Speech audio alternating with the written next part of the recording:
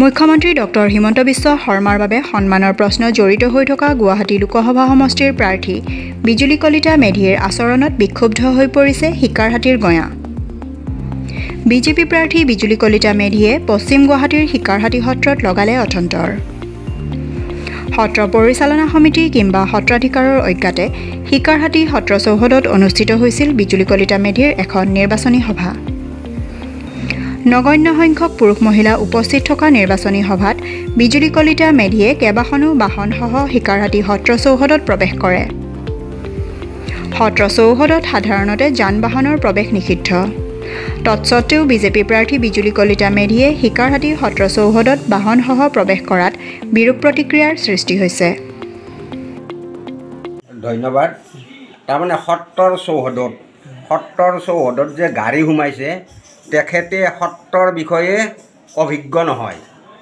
কাৰণ সামাজিক ব্যক্তি সদায় সমাজৰ কথাবিলাক জানিব লাগে, তেতিয়াহ'লে ভাল হয়। গতিকে সমাজৰ কথা নাজানা মানুহ যি ধৰণৰ পৰিৱেশ কৰিলে এনেধৰণৰ পৰিৱেশ যাতে কোনো সত্ৰত নকৰে তাৰ বাবে মই বিনম্ৰভাৱে অনুৰোধ জনাইছোঁ।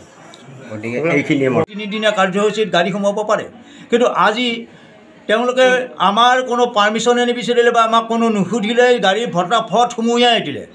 আমি ক'ব নগ'লে ক'ব গ'লে আৰু এটা ৰিপাৰ্কেশ্যন হ'ব পাৰে, সেইকাৰণে ক'ব নগ'লোঁ।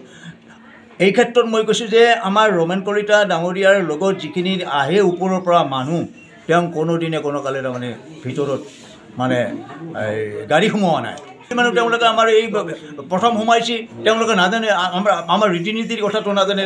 সত্ৰৰ চৌহদত যে গাড়ী সোমোৱাটো নিষেধ এই কথাটো তেওঁলোকে কাকো সোধাও নাই, তেওঁলোকে জানিবও খোজা নাই, পটাপট গাড়ী সোমাই দিছে। এই ক্ষেত্ৰত আমাৰ ক'বলগীয়া একো নাই। সত্ৰক ঠিক অপমান নহয়, তেওঁলোকে জানি পেলাই কৰা নাই, তেওঁলোকে নিশ্চয় নাজানি কৰিছে। সেইটো অপমান কৰা বুলি মই ক'ব খোজা নাই, নাজানি পেলাই কৰিছে যে সত্ৰৰ ৰীতি নীতি সম্পৰ্কত তেওঁলোকৰ জ্ঞান নাই। সেইকাৰণেই বোধকৰোঁ তেওঁলোকে গাড়ীখিনি সোমাই একদম ফটাফট সোমাই দিলে। আমাৰ কোৱাৰ কোনো চান্সে নাই, সময় নাপালোঁ। আজি আমাৰ যিটো আচাৰ ব্যৱহাৰ, পলাশবাৰীৰ কৰ্মকৰ্তাৰ আচাৰ ব্যৱহাৰ আমি অলপ ডিফাৰেঞ্চ পালোঁ, অলপ পাৰ্থক্য পালোঁ।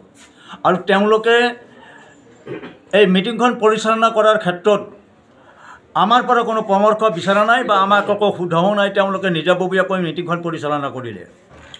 আমাৰ ৰাজগড়ৰ সভাপতি মাননীয় পবিত্ৰ কুমাৰ বৰুৱা উপস্থিত আছিল, তেওঁলোকে মাতিলে, তেওঁলোকে সন্মানো যাচিলে, কিন্তু ৰাইজৰ অভাৱ অভিযোগৰ বিষয়ে তাৰমানে কোৱাৰ কাৰণে তেওঁলোকে সেইটো আমাৰ প্ৰতিনিধি, ৰাইজৰ সভাপতিজন, গতিকে তেওঁক দুআষাৰ কোৱাৰ কাৰণে তেওঁলোকে আমাক এটা চান্স নিদিলে, সুবিধাটো নিদিলে।